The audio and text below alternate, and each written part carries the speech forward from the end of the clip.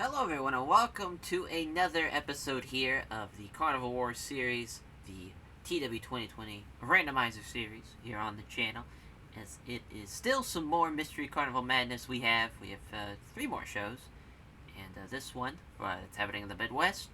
We have one match that we already know is going to happen. That's Ricky Steamboat taking on the Crippler for the Carnival Grand Championship, which should be a very fun matchup. I would say 9 times out of 10, it would probably be the best thing on the card. But Steamboat's performances haven't been great. They've been pretty good, but this is like a kind of different environment than what Ricky Steamboat would probably be used to. Obviously, it kind of being like ECW, type of product that we have, as far as just kind of high flying hardcore is the idea behind it.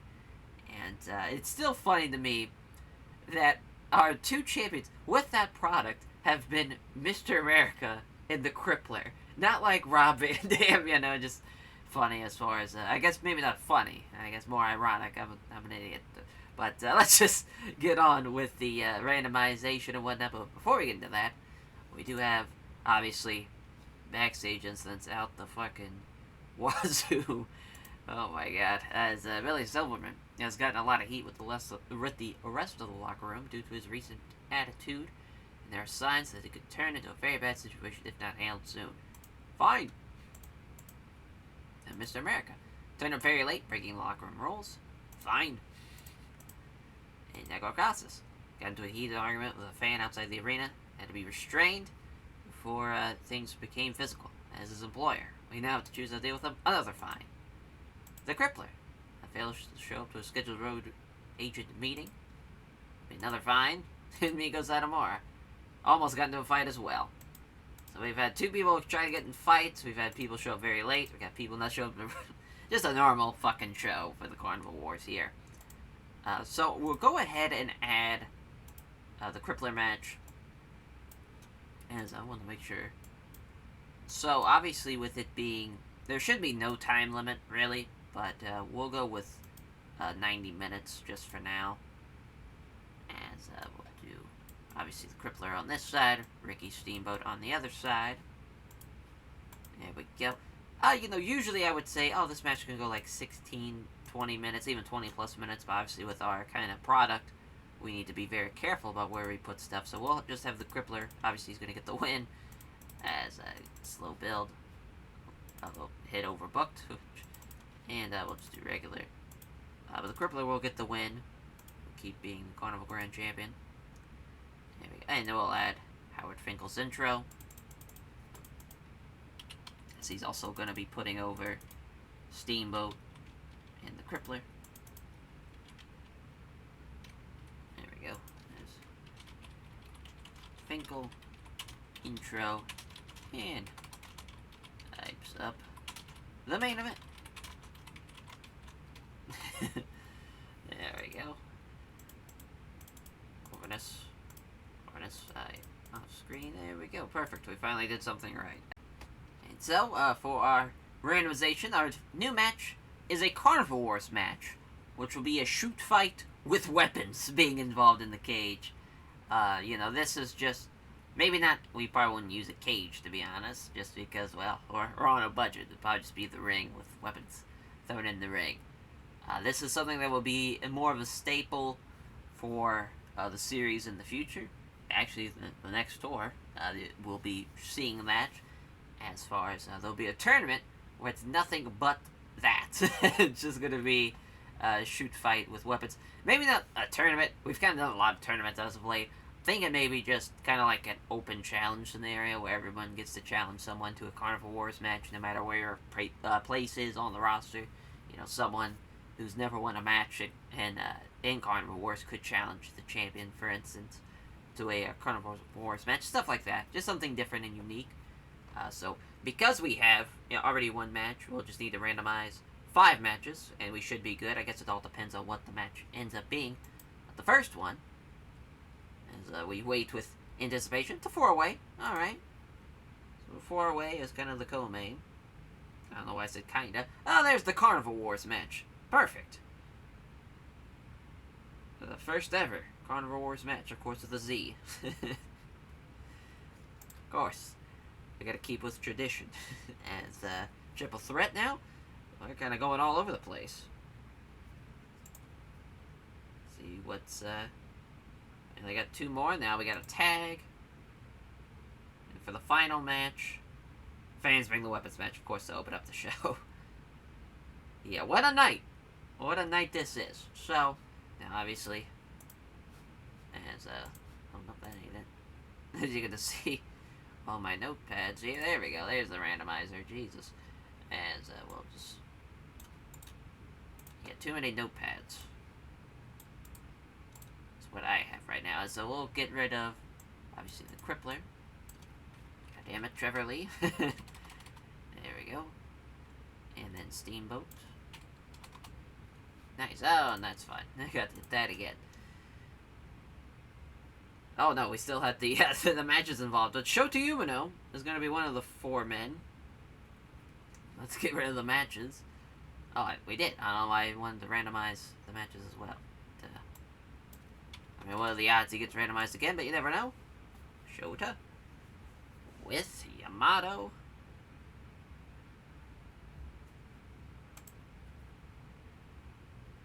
So far, this is not a great... there's PCO. The final person, Trevor Lee. Oh, boy. Not great. Obviously, Trevor Lee, PCO. Teammates, partners. And then, oh, Shota Umino, basically one of the worst guys on the roster. And Yamato's, you know, fun, but he's in a great spot as far as having a gimmick. But, his ratings, not great. So now the Carnival Warz match. Kratos Khan, perfect. Versus Ghetto. Oh boy. Boy, oh boy. That's a triple threat. Let's see who it... Makito.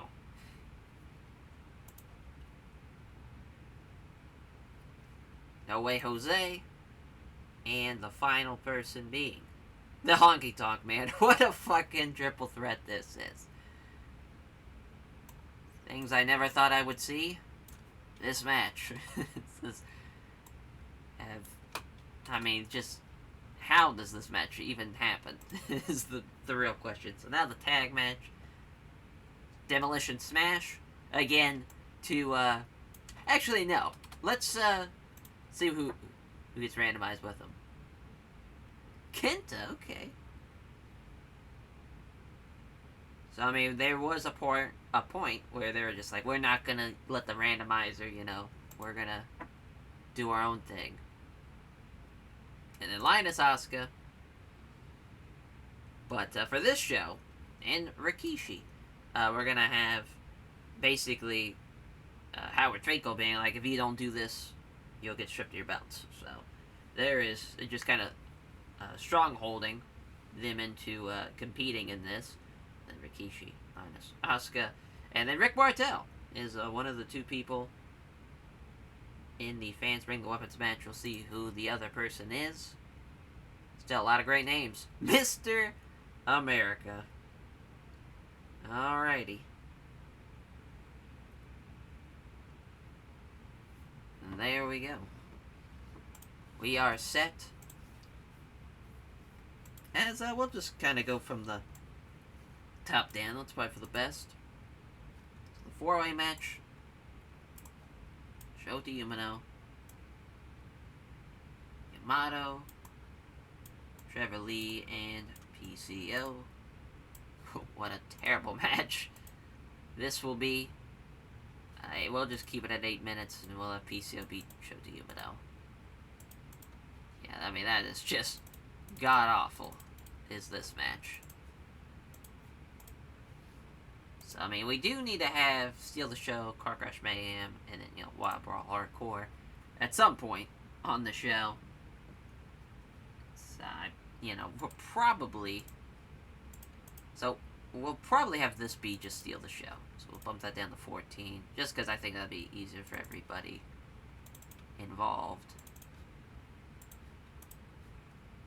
Nice. So now the Carnival Warz match, which we'll just go ahead.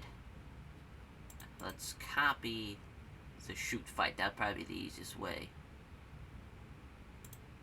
Yeah. 1v1. So. Yeah, we'll just keep it 1v1. I don't know why. I got rid of it. In case there is multiple. There's a multi-man Carnival Warz match.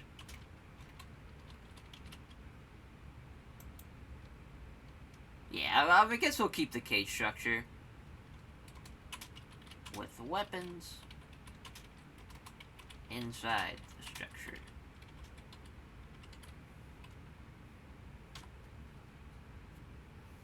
Yeah, and obviously, weapons. Probably for the best. I don't know what else we'd throw in there. Barbed wire, either light tubes would probably be fun as well. Just to throw on top of there. Just to add, just to make sure. It's, we'll have within a barbed wire.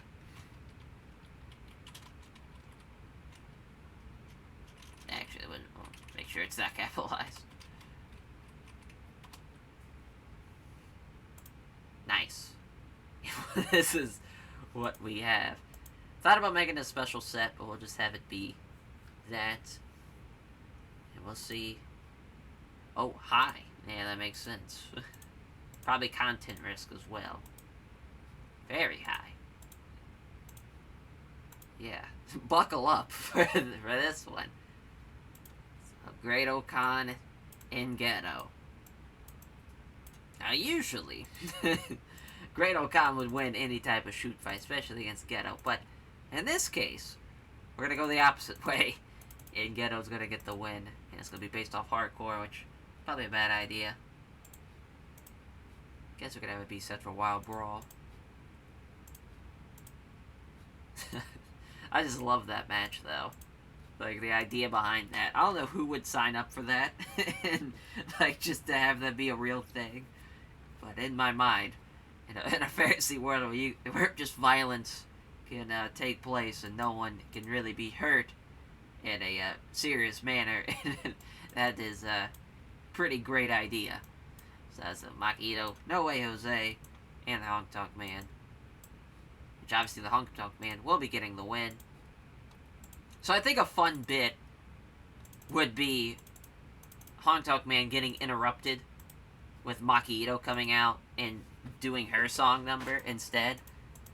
So I just feel like that, just visually, be a fun idea. Number, entrance, interrupted. Who takes over? And who starts singing over it? There we go. Just kind of a... just for the visual of that, I'm for it. Obviously, the rating will be pretty shit. We'll book that off charisma, I guess. So yeah, I mean, we got 63 minutes. We still have only 2 more matches left. So I'm not really sure. Guess we could have another segment, of course, with Smash. Just kind of everybody from Demolition, which is the Demolition, and make that feel like that'd be the easiest way of going about it. And then Linus, Asuka, Rikishi.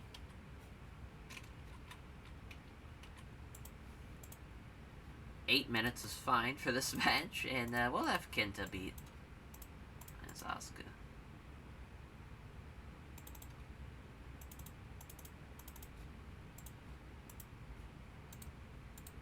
Yeah, we're gonna need we might need another match the way this is going. So the fans bring the weapons match. Mr. America. Rick Martel.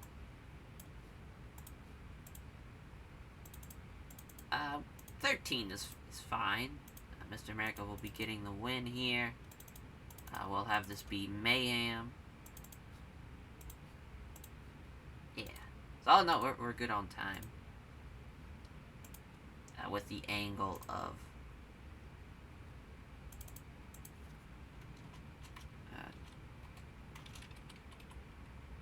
so we'll just let's throw Demolition in there now. Have all of them, and then Finkel. I love how Finkel's you know, it's weird having him being kind of like the authority. But he is the master of the big time. He's the master of ceremony, so he kind of is the de facto guy that's running the. And I just realized this entire video has not been. Oh my god, what an idiot! Well, at least at least I figured it out. I was not looking on the other monitor the entire time. For the past 5 minutes, you've been seeing half the goddamn thing. All right, so Demolition must compete or be involved in random or they vacate their belts. Perfect. So we'll just have kind of everybody be based off entertainment, I guess.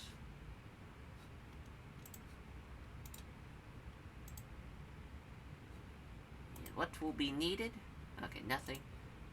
Now, some big things happening here.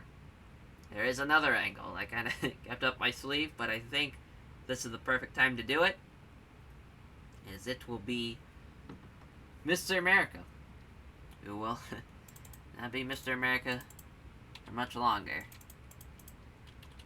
So he's going to take out the crippler. Mr. America, no more. Guess we'll just face it. Is no more. That just seems more poetic in a sense. So, basically, what's gonna happen is after the match, Mr. America is going to attack the crippler in his dressing room and cut a promo.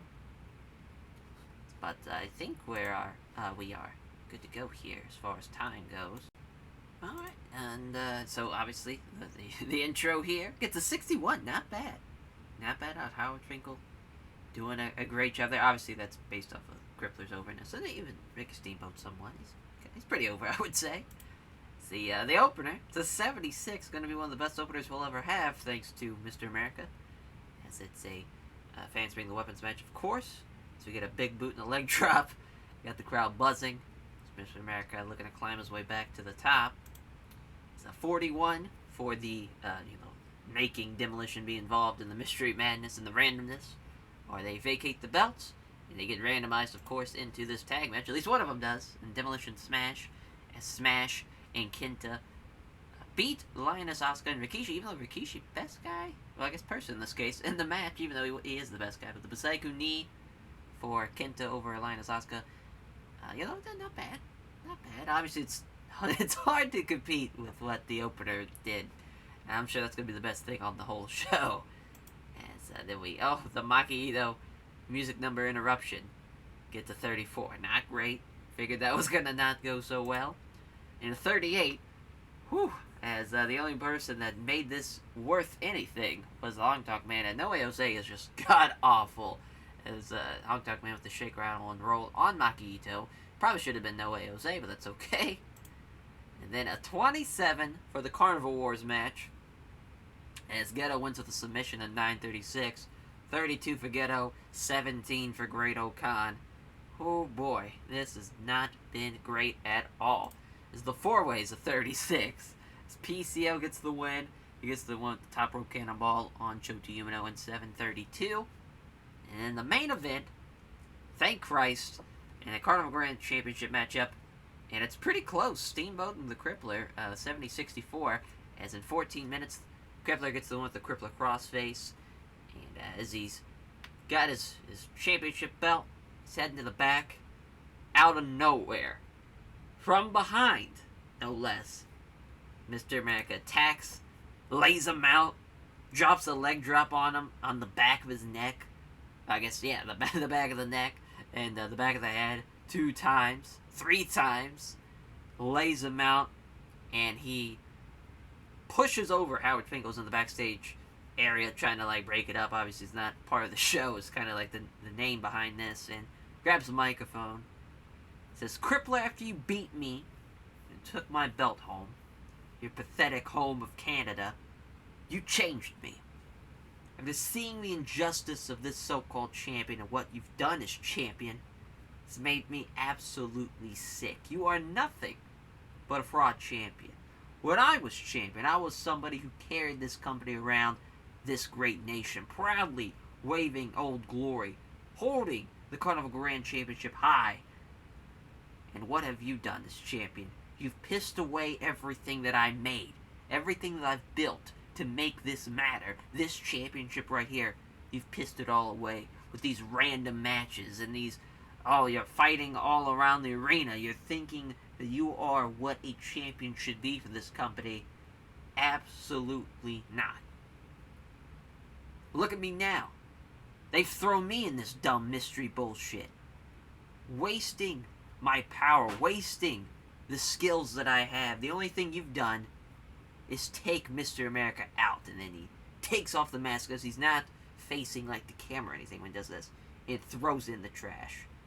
And it's dead to me.